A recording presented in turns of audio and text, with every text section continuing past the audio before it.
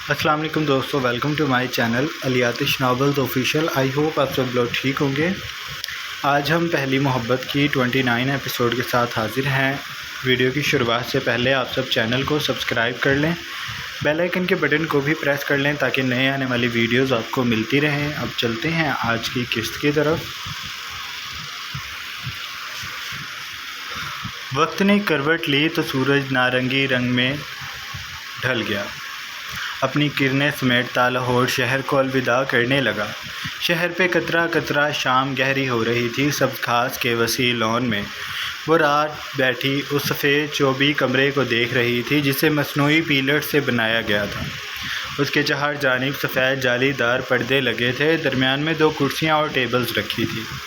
Table पे कांच के स्टैंड में मोमबत्तियाँ जल रही थीं। गुलदान में मुख्तलिफ़ रंगों के कार्निश मौजूद थे। अगर ईमाने को फूलों की ज़ुबान का इल्म होता तो वो फ़ौरन शाहवीर के दिल की बात समझ जाती। शाहवीर को उसे बताना ना पड़ता कि वो उसके लिए क्या महसूस करता है, लेकिन ईमाने की इस बारे में मालूमात ना होने के बराबर थी। यह लॉन फार्म हाउस के ऊपरी हिस्से में मौजूद था और इससे कुछ आगे चंद ज़ीने बने चढ़ने के बाद स्विमिंग पूल था जिसका नीला पानी इस वक्त ठहरा हुआ था। आसमान पे ज़ाहिर होने वाले सितारे उसमें एक एक करके उतर रहे थे। चाँद अभी वाज़े न था, इसलिए वो पानी में दिखाई न देता था। जैसे जैसे शाम गहरी होती गई फार्म हाउस की रोशनियां जलने लगीं। हल्की खनक हवा सरसराती उसे छूने लगी थी जो अभी गाड़ी से उतरी थी। शाहवीर ने उसकी जानिब का दरवाज़ा खोला था। जब ईमाने बाहर आ गई तो शाहवीर ने उसे इजाज़त लिए बगैर उसके शानों से चादर उतार दी। ईमाने ने उसे हिरासा निगाहों से देखा तो शाहवीर के लब भिजे हुए थे। चेहरे पे कोई तासुर ना था। ईमाने का अब यूँ डरना उसे नाराज़ कर रहा था। ईमाने, मैं कुछ भी नहीं करूँगा। तुम मुझे यूँ ही गलत तस्वुर कर रही हो। सिर्फ तुमसे बात करना चाहता हूँ, इसलिए तुम्हें ऐसी जगह लाया हूँ जहाँ बस तुम और मैं हूँ। इसके अलावा मेरी नीयत में कोई खोट नहीं है। जीन्स की तेज़ नीली पैंट संग शाहवीर ने धारीदार शर्ट पहनी हुई थी। उस शर्ट के बाजू हाफ थे जहाँ से उसके कसरती बाजू दिखाई देते थे। शर्ट के ऊपर बगैर आस्तीनों वाली जैकेट पहन रखी थी। उसका हुड उसकी कमर पे था। ईमाने ने ऐसी ड्रेसिंग लड़कों को बस टीवी में किए देखा था। हल्की बड़ी शेव और गोरी रंगत वाले शाहवीर की शहद रंग आँखों में बोलते वक्त नाराज़ी ने सर उठाया था। ईमाने ने उसकी बात के जवाब में बस धीरे से इतना कहा, मुझे डर लग रहा है। शाहवीर चुप होकर उसे देखने लगा। वो जानता था कि ईमाने मुझे ठंड लग रही है। शाहवीर चुप होकर उसे देखने लगा। वो जानता था कि ईमाने झूठ बोल रही है, लेकिन ईमाने ने कह दिया तो बस ऐसा ही होगा। उसने अपनी जैकेट उतारी और उसके शानों पे डाल दी। मुझे वो चादर तुम पे अच्छी नहीं लग रही थी। उसने ईमाने के शानों पे जैकेट डालकर कहा। ईमाने ने उस जैकेट को थाम लिया था। उसकी लरसती पलकें झुकी थीं। सफ़ेद दुपट्टा उसके रेशमी बालों से फिसलकर अब शानों पे झूल गया था। वह दुपट्टा ठीक करने लगी कि वीर ने उसकी उंगलियों को अपनी उंगलियों में उलझाकर उसके हाथ को रोक दिया और निगाहों से उसे मना किया। ईमाने के हाथ थम गए। वीर उसके हुक्म में आया। उसने ईमाने के चुटिया में मुगीत बालों का एक एक करके बल खोल दिया और उंगलियों का कंघा बनाकर वो उन्हें दुरुस्त करने लगा। ईमाने के रेशमी बाल उसकी कमर पे बिखर गए तो वीर के लब बेसाख्ता मुस्कान थी। हवा चह रही है। अगर तुम इन्हें बांधे रखती तो ये तुम्हारे चेहरे पे कैसे आती? मैं इन्हें मोहब्बत से तुम्हारे कान के पीछे करना चाहता हूँ, ऐसे कि तुम शर्मा जाओ और मैं तुम्हें देखता रहूँ। उसने ईमाने के सामने आकर कहा था। ईमाने से कोई जवाब न दिया गया। उसका दिल बुरी तरह धड़क रहा था। ये वीर वो नहीं था जिसके सामने वो बेलगाम बोल लिया करती थी। उसकी शख्सियत का एक रौब था जो ईमाने के पूरे वजूद पे छा गया था। वीर ने उसका हाथ थामा और उसके साथ रोश पे चलने लगा। ये फार्म हाउस है, ये हमारा फार्म हाउस है। हम यहाँ बहुत कम आते हैं। पहले आते थे, लेकिन फिर मसरूफियात की वजह से आना कम हो गया था। तुम अंदर से देखना चाहोगी? उसे बताने के बाद पूछ रहा था। ईमाने ने धीरे से सर नामे हिला दिया। उसकी रोशन आँखें अचानक ही बुझ गई। ठीक है, जैसी तुम्हारी मर्ज़ी। वो फार्म हाउस के ऊपरी लॉन में आ गया था। ईमाने ने जब चेहरा उठाकर सामने देखा तो उसकी निगाहों में इस्तजाब दर आया। सफ़ेद पर्दों और कांच की लड़ियों वाले मसनूई कमरा गहरी शाम में जर्द रोशनियों से रोशन था। उसके दरमियान में छोटा सा फानूस लगा हुआ था जो इस वक्त चमक रहा था। ईमाने जब उसमें दाखिल हुई तो उससे नज़रें हटाना नामुमकिन हो गया। वो ख्याल की सी कैफियत से वहाँ खड़ी थी जब वीर ने उसके लिए कुर्सी दुरुस्त की और कहा, बैठो ईमाने।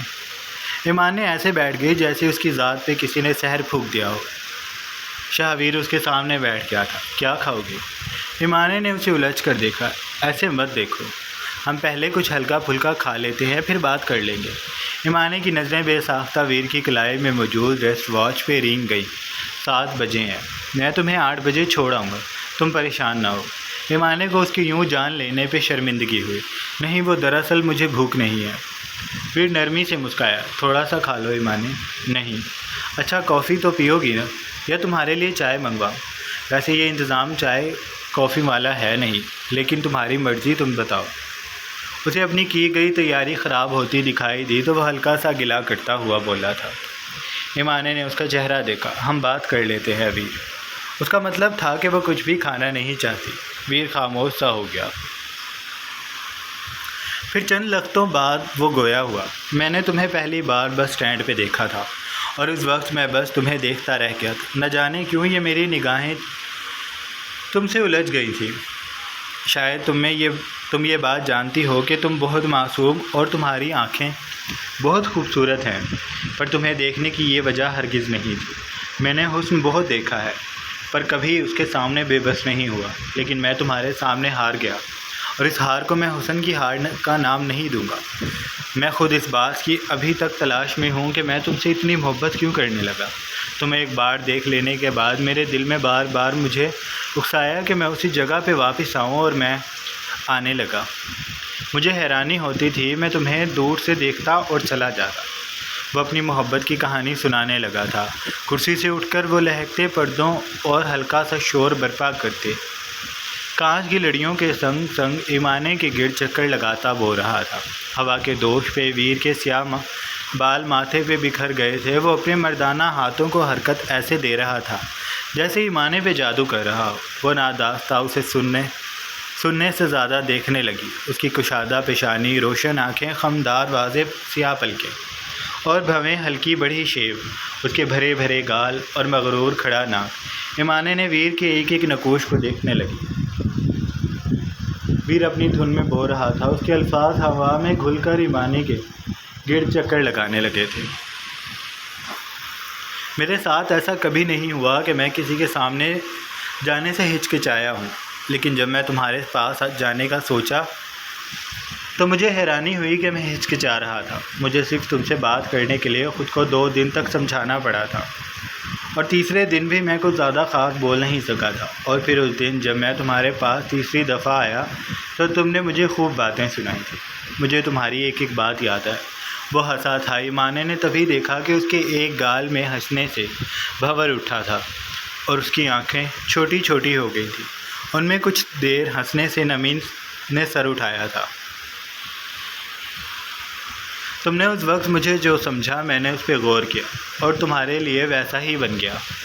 मुझे पता था अगर मैंने तुम्हें अपने बारे में बताया तो तुम डर जाओगी, और अगर तुम इस वक्त भी मेरे साथ गार्ड देख लेती तो शायद मुझसे बात भी ना करती। उसका लहजा एकदम बुझा हुआ तो आंखों की रोशनी भी घट गई। शीशे के स्टैंड में रखी मोमबत्तियों की लो जैसी वो आंखें हवा के सहारे थी जिसकी चमक किसी और के हाथ में थी। वीर एक पल के लिए खामोश हुआ था। तब ईमाने ने उसकी गर्दन में मौजूद मर्दाना कट को सफ़र करते देखा। न जाने क्यों से वो चीज़ दिलकश सी लगी। उसकी निगाहें फिसलकर वीर के गले की चेन में अटक गईं जो शर्ट के गले में मुख्तसर सी दिखाई देती थी। ईमाने उसे तवज्जो से देखने लगी थी।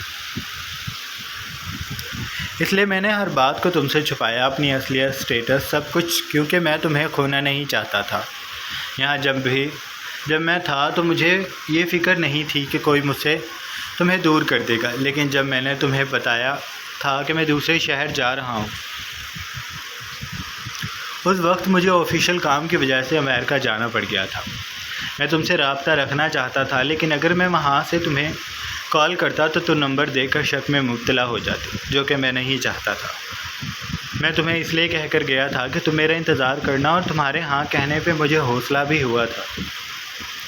लेकिन फिर भी मैंने जाने से पहले तुम्हारे अब्बा से बात कर ली थी। मैं तुम्हें किसी सूरत खोना नहीं चाहता था। मेरा एक गार्ड भी हर वक्त तुम्हारे साथ साए की तरह रहता था। तुम्हें लगा होगा कि मैं तुमसे गाफिल हो गया हूँ, लेकिन ऐसा नहीं था। मैं तुम्हारे पास ना होकर भी तुम्हारे पास ही था। तुम्हारे रिश्ते आने की खबर मुझे मिल गई थी। मुझे अंकल से यही उम्मीद थी, उन्होंने इनकार किया, अच्छा किया, लेकिन मैं वहाँ बेचैन ज़रूर हो गया। मैं अपने काम को जल्द अज जल्द ख़त्म करके आना चाहता था, और जैसे ही मेरा काम ख़त्म हुआ और मैं पाकिस्तान पहुँचा तो मुझे तुम्हारे किडनैप होने की खबर मिल गई थी। मैं ना भी आता तो तुम्हें कुछ ना होता, लेकिन मुझसे इस खबर के बाद बर्दाश्त ना हुआ और मैं तुम्हें ख़ुद लेने आ गया। वो अब अपनी कुर्सी की पुश्त पे रुक गया था। उसने खामोश होकर कुर्सी की पुश्त पे हाथ रखे। ईमान ने उसके हाथों को देखने लगी। मजबूत, मर्दाना, कसरती बाजू और कोहनी के बाद उसके हाथ की पुश्त पे हल्के स्याह बाल थे। कलाई की जिल्द खासी साफ़ रंगत की थी। उसकी रेस्ट वॉच उसकी कलाई में जच रही थी। वीर की उंगलियां और उसके नाखून ईमाने की निगाहों में थे। उस वक्त सबील वाली गली में मैं तुम्हें यही कहना चाहता था कि मुझे तुमसे शदीद मोहब्बत है और मैं तुम्हें खोना नहीं चाहता। उसने हाथ कुर्सी की पुश्त से हटाया और पैंट की जेब में डालकर वहाँ से लॉकेट निकाला, जो उसने बहुत पहले ईमाने के लिए लिया था। मैंने ये तुम्हारे लिए लिया था। मैं तुम्हें ये अपने हाथों से पहनाना चाहता था। उस वक्त जब तुम मेरी मोहब्बत को जान लोगे, और मुझे लगता है वो वक्त आज आ गया है। ईमाने ने धीरे से चेहरा उठाकर वीर को देखा। उसके लब हल्के गुलाबी लब, निचला लब ऊपरी से कुछ भरा भरा था, और ऊपर वाला लब का कटाव मूँछों में कुछ छुप गया था। वो खूबसूरती से मुस्कुरा रहे थे।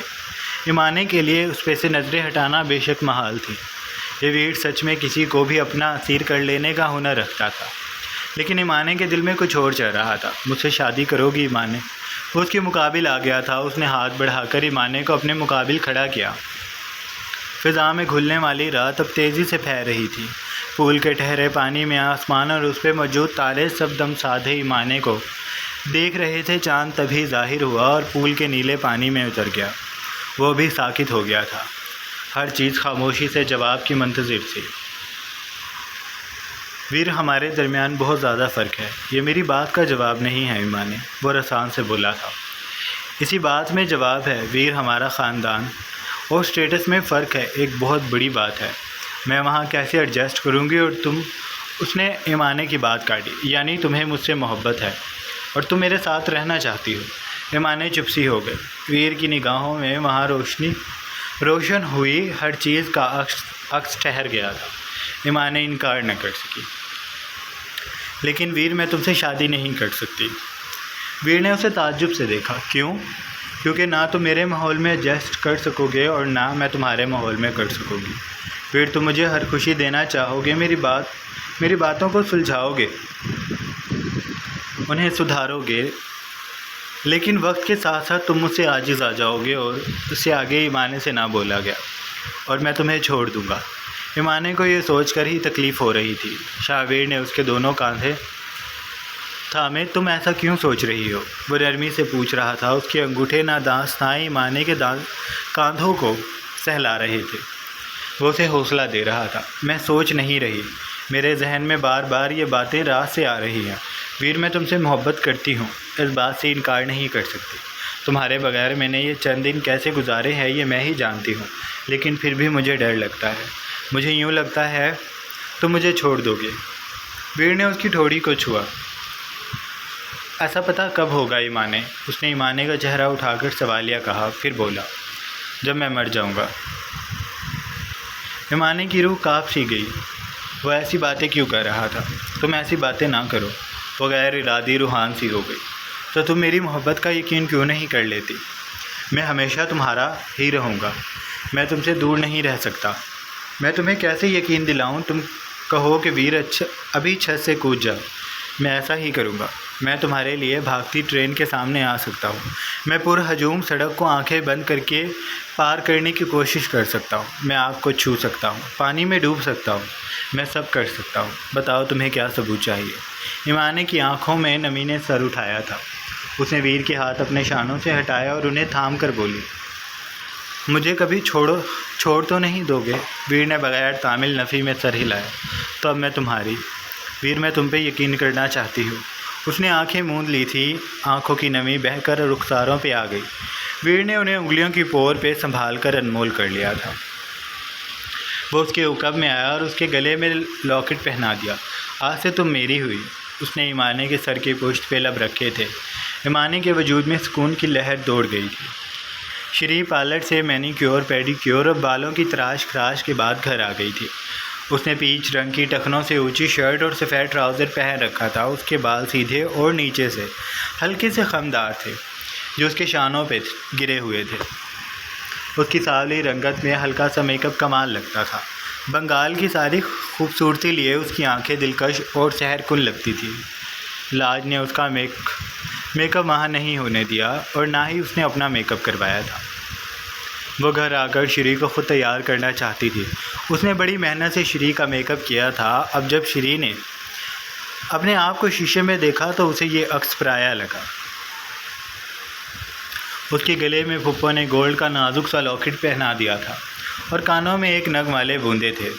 कलाई में लाज ने ब्रेसलेट निकाल कर पहना दिया था। बहुत दिनों बाद इस कदर तैयार होने पे वो इस वक्त बहुत हसीन लगती थी।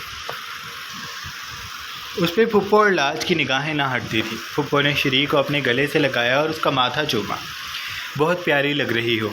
उन्होंने श्री के गालों पे हाथ जमाकर कहा तो पीछे खड़ी लाज बेचैनी से आगे हुई। भाई ऐसे ना पकड़ें, उनका मेकअप ख़राब हो जाएगा। लाज ने फुप्पो को झंझला कर टोका तो फुप्पो जल्दी से पीछे हो गई। ठीक है पार्लर वाली बाजी। लाज उनकी बात पे हंस दी। फिर उसने आगे बढ़कर श्री की बलाई ली। मेरी श्री कितनी प्यारी लग रही है। अगर मैं लड़का होती तो मैं आपसे शादी कर लेती। श्री उसकी बात पे झिनीप गई। तुम बहुत ख़राब हो रही हो लाज। उसने खफगी जाहिर की थी। लाज शरीर सा हंसती। अब आप नीचे चलकर आराम से बैठें, आपकी दोस्त आने ही वाली होगी। मैं किचन में सब कुछ देख लूँगी, आप बस बता दें क्या क्या करना है। मैं शिकायत का मौका नहीं दूँगी। श्री को उस पर प्यार आ गया। मेरी लाज इतनी बड़ी हो गई। लाज ने अफसोस से सर हिलाया। बस बहन, शादी ने सारे कसबल निकाल दिए। श्री और फुप्पो उसका डायलॉग सुनकर मुँह खोलकर उसे देखती रह गई। फिर श्री ने उसका कान पकड़ा। कहाँ से सुना था ये?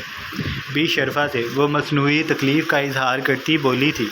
श्री और फुप्पो हंस दी। श्री ने उसे अपने गले से लगाया। जो भी करना ध्यान से करना, चूल्हे के ज़्यादा करीब मत जाना। बी शरफा हैं, वो देख लेंगी।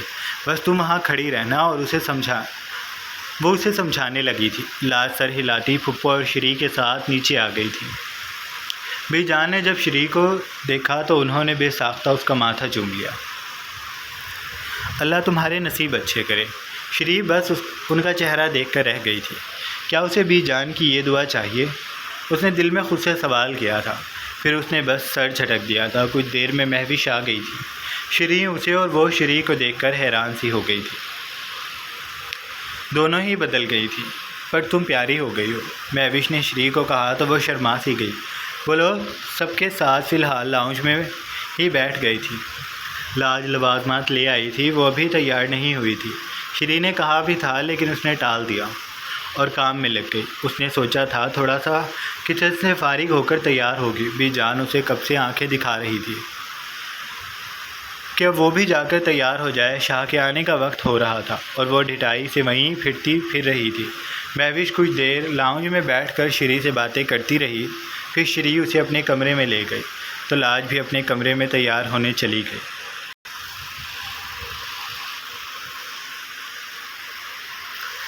वो वकील के पास आया हुआ था। ऑफिस से देर से निकलने की वजह से वो अब ताख़ीर से वकील के पास पहुंचा था। उन्हें लाज के नाम की जो फैक्ट्री लेनी थी उसके कुछ मामलात रहते थे, लेकिन उन्हें डिस्कस करने वो यहाँ आया हुआ था। फैक्ट्री की ज़मीन खरीदने पे कुछ लोग टांग अड़ा रहे थे, लेकिन अब मामला कुछ बेहतर हो गया था तो शाह ने कंस्ट्रक्शन का काम शुरू करवाने का सोचा था। कल उसने इसी साइट पे जाना था, आज भी उससे देर हो गई थी और कल भी हो जाएगी। उसे अचानक से लाज का ख्याल आया तो वकील से कुछ फारिग होकर उसने अपना फ़ोन अभी निकाला ही था कि उसके फ़ोन पे घर के नंबर से कॉल आने लगी। उसने ओके करके फ़ोन कान से लगाया तो दूसरी जानिब से लाज की आवाज़ आई, शाह जी मेरा सुकून बोलो। उसे लाज की आवाज़ सुनकर बेहद खुशी हुई थी, लेकिन उसका सुकून दूसरी जानिब से बेचैनी से बोल रहा था। आप कब आएंगे? थोड़ी देर तक आ जाऊंगा। भाई अभी भी थोड़ी देर। आपको पता है मैं आपके लिए तैयार हुई थी और आप आ ही नहीं रहे। ठीक है मत आए, मैं भी मुँह धोकर सो जाऊंगी। वह नाराज़ी से गोया हुई थी। शाह ने इस तरह से कहा, तुम ऐसा कुछ नहीं करोगे। उसे खुशी हुई थी कि उसकी बीवी उसके लिए तैयार हुई है, लेकिन लाज के इरादे अब कुछ और ही लगते थे। मुझे नींद आ रही है, मैं इतना सारा थकी हुई हूँ। वो जवाब में रसान से बोला, मेरे बेबी मैं अभी आ जाऊँगा, तुम सोना मत। मैंने तुम्हें देखना है। मैं देखना चाहता हूँ कि जब तुम मेरे लिए तैयार होती हो तो कैसी लगती हो। तो फिर आ जाए ना। श्री शाह ने सर हिलाया। अभी आधे या 1 घंटे में आ जाऊँगा। भाई नहीं अभी आए, वो ज़िद्दी से लहजे से बोली। मेरी जान, मैं शहर से दूर आया हुआ हूँ, यहाँ से घर आने में इतना टाइम लग जाएगा। लाल झंझलाए, तो फिर मैं अपनी नींद का क्या करूँ? शाह वकील से मिलकर गाड़ी में बैठ चुका था। उसने गाड़ी स्टार्ट की और जवाब दिया, तुम बस थोड़ी देर उठी रहो। नहीं मुझे सोना है, मेरा सर भी दर्द कर रहा है।